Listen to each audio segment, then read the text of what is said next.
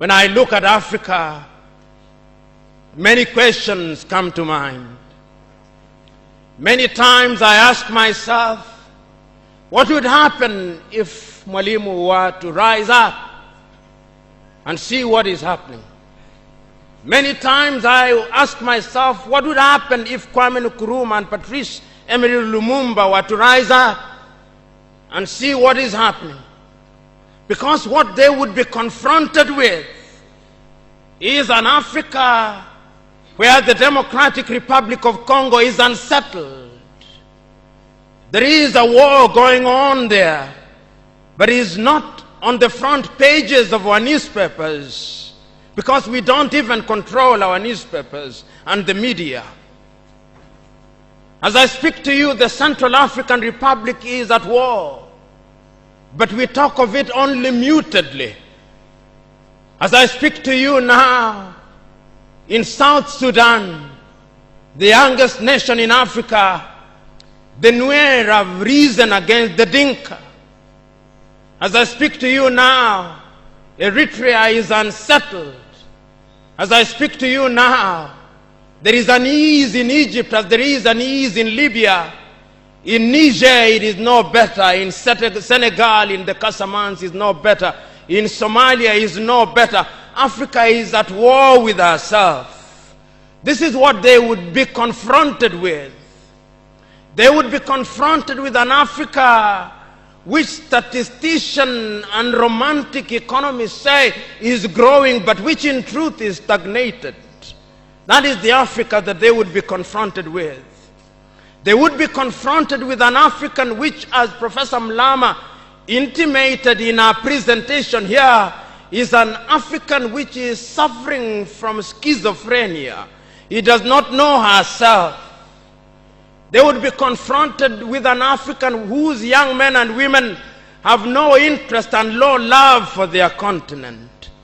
They would be confronted with an Africa where young men and young women are constantly humiliated at the embassies of European countries and at the United States of America as they seek the almighty green card. They would be confronted with an Africa where young men and women from Niger, Nigeria, Senegal, Mali, and Mauritania drown in the Mediterranean as they seek to be enslaved in Europe. This time round, Africans are not wailing and kicking as they are being taken away to be enslaved. They are being seen wailing and kicking as they seek to be enslaved in Europe and America. This is the tragedy of Africa. They'll be confronted with an African where people have lost their self-pride. An Africa where Africans are not proud of their things. An Africa where in the hotels of Dar es Salaam or Nairobi, even food has foreign names. When we fry potatoes, we call them French fries, even when they are fried in Dar es Salaam. That is the Africa that they would be confronted with. They would be confronted with another Africa. An Africa which does not tell her story.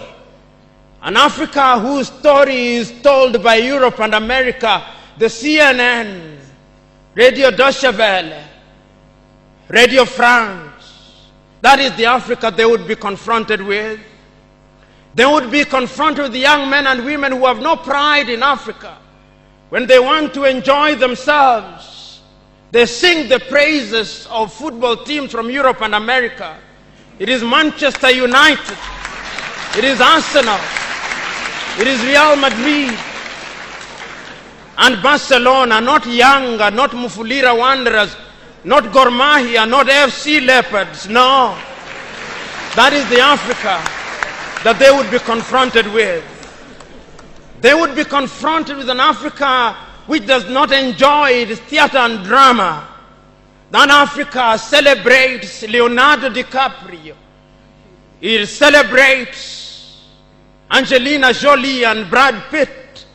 The Africa does not celebrate Genevieve Naji of Nigeria or Rita Dominic or Lou Jacobs of Nigeria, it does not celebrate Bongo Wood or Nollywood or Riverwood.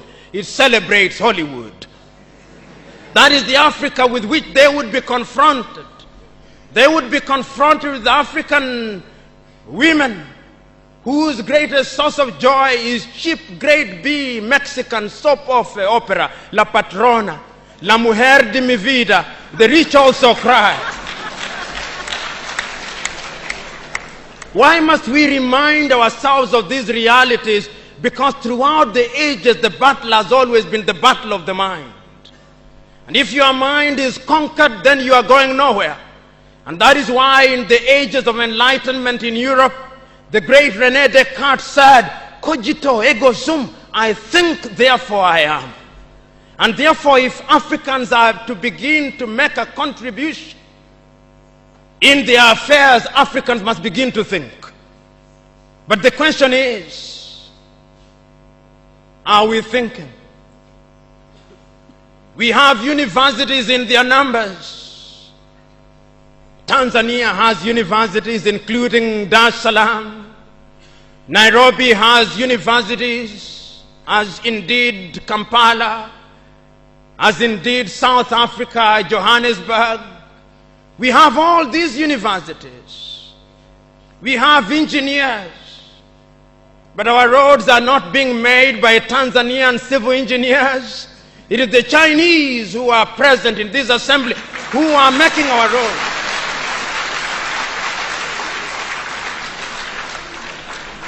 So we have engineers who cannot even make roads. We have doctors whom we have trained. But when we are sick, particularly if we are of the political class, depending on who colonized you, if you are colonized by the United Kingdom, you rush to London. If you are colonized by the French, you rush to Paris. If you are colonized by the Portuguese, you rush to Lisbon. And if you are colonized by the Spaniards, you rush to Madrid, Spain. And recently, because the Asians are beginning to get their act together, we run to India. And very lately, because the Arabs are also beginning to get their act together, we run to Dubai. Notwithstanding that we have the Kenyatta hostels of this country, the Muhimbilis of Tanzania, the Chris Hani Baragwanaths of South Africa, and the Mama Yemos of Kinshasa in Zaire or the Democratic Republic of Congo, but we have no faith in our doctors. In the area of education, we also don't have faith. Our political class introduced something that they call free education, but it's free indeed, free of knowledge. Because they are so suspicious of those institutions that the typical African politician would not dare take their children to those schools. Their children will be educated in the British system, in the American system, so that when they graduate, they go to the United Kingdom, to the United States. Not that there is anything wrong with those institutions, but the agenda is wrong because our leaders long lost the script and ought to be described for who they are, our misleaders. But we are co-authors of our own misfortune. Whenever we are given an opportunity to elect our leaders, we are given a blank check. And if you permit me a little latitude, and if you give me a blank check, and you allow me to analogize, and you say that I'm given the blank check to buy a Mercedes Benz, what we do is that when we are called upon, having been so empowered, we buy what one calls a tuk-tuk from India and expect it to behave like a Mercedes Benz. How does that happen? Because what we do is to elect thieves. We elect hyenas to take care of goats, and when the goats are consumed, we wonder why.